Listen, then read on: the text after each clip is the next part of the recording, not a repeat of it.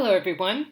In this video we are going to talk about how to use the library database to search and access academic sources for your assignments. When you are in a course that requires you to use sources outside of the assigned readings, it is best to use the library database to find sources since, unlike other search platforms, the library database will direct you to information that is academically credible and give you access to sources that are not always available to the general public. So this video will focus on three things. Number one, how to use the library search engine. Number two, how to refine your search. And then number three, how to access sources. You can also find a written version of this video on the Writing with Farah site. So let's get started. The first thing you need to do is type in the library URL, which is library.yorku.ca. And once you hit enter, it will navigate you to this page. And on this page, you will see the word Omni, and right there, this is the library database search engine. And so all you need to do is type in the topic of your assignment. So I'm going to say assimilation and acculturation, right? And then you click the search button right here in red. And just takes a little time, and voila.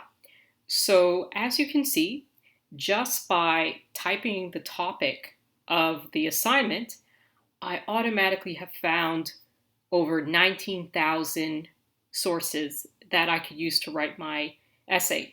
And, they sort it by relevance. So if you really like, you could just begin, going through each source and picking the ones that you want to use for your research project.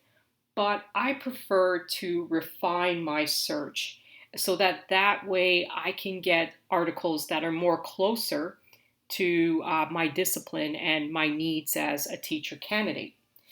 And so in order to further refine your search, there are two main things you can do. Number one, you could do an advanced search by clicking the advanced search button that's on the right of the search engine, or you can begin applying filters by clicking the different buttons and tabs that are on the left side of your search. Now, what I'm going to do is I'm going to show you how to do both. So the first thing I'm going to do is I'm going to do an advanced search. So I'm going to click that red button. Now, what you can do in order to refine your search using advanced search is you can change aspects of the field. So for instance, you might use your topic as your title, and that will restrict your search to only sources that actually have the word assimilation and acculturation in the title. And that's a good way to refine your search. But the way I like to refine my search is adding a subject line. So what I do is you can add more subjects in order to search. You can even add new ones if two is not enough. So what I like to do is include a subject search. So since we are in the Faculty of Education, I'm going to add education as my subject, and that's going to restrict my search only to articles that are in my discipline or relevant to education. And so then in this section, I'm going to have to click subject. And now if I hit the search button at the bottom with the magnifying glass, what I'm going to get now is I'm going to get 2,000 of the original 15,000 sources that the computer originally searched. So the database is able to refine my search a great deal. And I'm going to see if I can refine it even more by using these filters on the left. And so because of COVID-19, we obviously can't get access to the library. And so as much as possible, I want to use resources that I can access right through this website. So I'm going to click the tab, the icon that says available online. And next, I'm also going to click peer reviewed.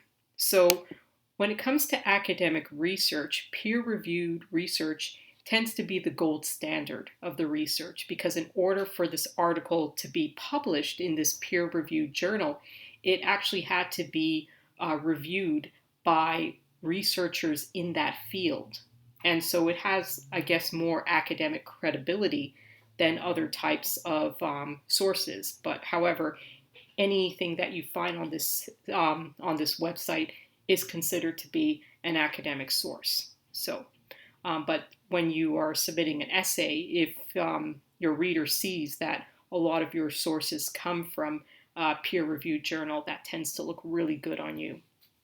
Another thing I can do is I can restrict the type of sources that I use. So by clicking here, that means that I'm going to restrict my search only to those sources. And by clicking here, it means that I make sure that those sources are not included in the search. So I do want articles, I do want books. This time I'm not really into looking at the theses, the reviews, or the conference proceedings.